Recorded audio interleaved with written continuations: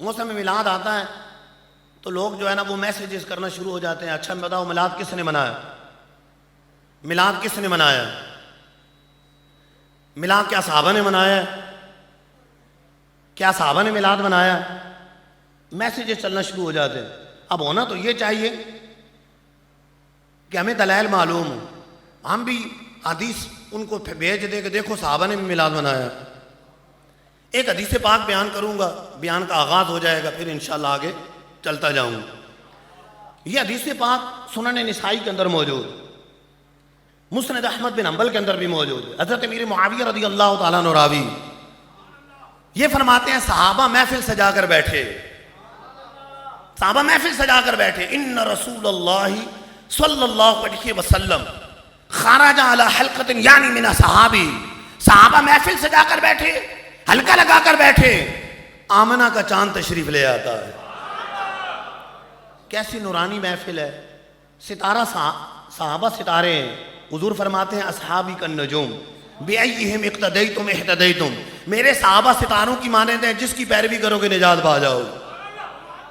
صحابہ ستارے محفل سجا کر بیٹھے، آمنہ کا چاند تشریف لے آیا۔ حضور پوچھتے ہیں ما اجلسکم، میرے صحابہ کیوں بیٹھے، کس غرض سے بیٹھے ہو، کس وجہ سے بیٹھے ہو؟ صحابہ عرض کرتے ہیں جلسنا ندعو اللہ ونحمدہ علی ما ہدانا لدینہ ومن علینا بقا، حضور اس لیے محفل سجا کر بیٹھے ہیں، اللہ کا ذکر کر رہے ہیں، اللہ کا شکر کر رہے ہیں اس بات پر کہ اس نے ہمیں دین اسلام کی ہدایت دی ہے، ومن علینا بقا، اور آپ کو بھیج کر ہم پر احسان فرمایا۔ غور کریں میلاد اور کسے کہتے کہ حضور کی آمد پر رب کا شکر اور ذکر کرنے کے لیے محفل سجا کر بیٹھے۔ ہم بھی تو شکر میں محفل سجا کر بیٹھے، تو صحابہ بھی شکر ادا کرنے کے لیے حضور کی آمد پر رب کا شکر ادا کرنے کے لیے محفل سجا کر بیٹھے ہیں۔ حضور پوچھتے ہیں تو یہی عرض کرتے ہیں، تو سرکار کیا فرماتے ہیں اللہ ما اجلسکم الا ذالک، قسم اٹھاتے ہو اس لیے بیٹھے ہو۔ اس لیے امام نسائی اس حدیث پاک کو کتاب القضاء باب الشہادت کے اندر لے کر آئے کہ حضور حلف لے رہے ہیں، قسم لے رہے ہیں، اللہ ما اجلسکم الا ذالک، قسم اٹھاتے ہو اس لیے بیٹھے ہو۔ صحابہ عرض کرتے ہیں حضور اللہ، بعض روایات میں کہ واللہ ما اجلسنا الا ذالک، حضور خدا کی قسم صرف اور صرف اسی وجہ سے بیٹھے، حضور خدا کی قسم صرف اس وجہ سے بیٹھے کہ دین اسلام کے ملنے اور آپ کی آمد پر رب کا ذکر اور شکر کر رہے۔ گویا کہ عرض کرتے ہیں حضور خدا کی قسم صرف اور صرف میلاد کی محفل سجا کر بیٹھے، اسی غرض سے بیٹھے، یہی میلاد ہے، اسی غرض سے بیٹھے۔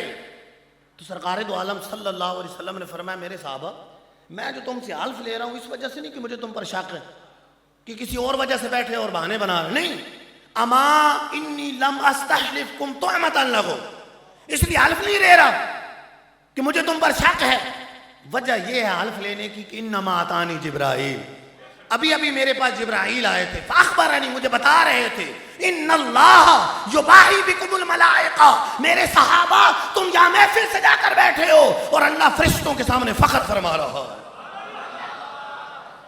گویا فرمایا جا رہا ہے محبوب کے غلام نہ شکرے نہیں، گویا کہ فرشتوں کے سامنے فخر کیا جا رہا ہے۔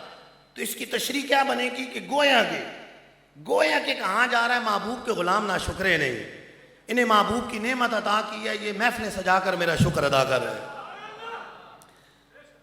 صحابہ ہم سے بڑھ کر قرآن سمجھنے والے تھے، بڑھ کر سمجھنے والے تھے۔ صحابہ نے قرآن سے یہی سمجھا کہ میلاد کی محفل سجانی ہے، صحابہ نے سمجھا، کیونکہ حضور رب کی نعمت، حضور رب کی نعمت ہے، اور رب نے نعمتوں کا چرچا کرنے کا فرمایا ہے، نعمت پر شکر کا فرمایا ہے، نعمت کا ذکر کرنے کا فرمایا۔ رب فرما رہا ہے وَاذْكُرُوا نِعْمَتَ اللَّهِ عَلَيْكُمْ، تم پر جو رب کی نعمتیں ہیں ان کا ذکر کرو۔ رب قرآن میں فرما رہا ہے وَأَمَّا بِنِعْمَتِ رَبِّكَ فَحَدِّثْ، اپنے رب کی نعمتوں کا چرچا کرو، ان کا ذکر کرو۔ اور ہمارے آقا سے بڑھ کر رب کی نعمت کون سی؟ صحیح بخاری کی حدیث پاک ہے، سرکار علیہ السلام خود فرماتے ہیں محمد نعمت اللہ، محمد مصطفیٰ صلی اللہ علیہ وسلم رب کی نعمت ہے۔ اچھا رب کی کیسی نعمت ہے؟ رب نے بڑی نعمتیں دی، ہم جسم پہ غور کریں تو کتنی نعمتیں ہمارے پاس، کتنی نعمتیں ہمارے پاس، کتنی نعمت. آنکھیں رب نے دی ہیں, کان رب نے عطا فرمائے ہیں, بولنے کی طاقت رب نے دی ہے. ان سے پوچھے جن کے پاس آنکھیں نہیں, ان سے پوچھے جن کے پاس کان نہیں. آنکھیں, کان, ہاتھ, پاؤں عطا فرمائے. پھر اندر کے بیسیوں نظام موجود ہے. نظام نظام دوران خون ہے, نظام تنفس, سانس لینا. اگر ذرا رکاوٹ پیدا ہو جائے تو کیا بنے گا؟ کتنی تکلیف ہے.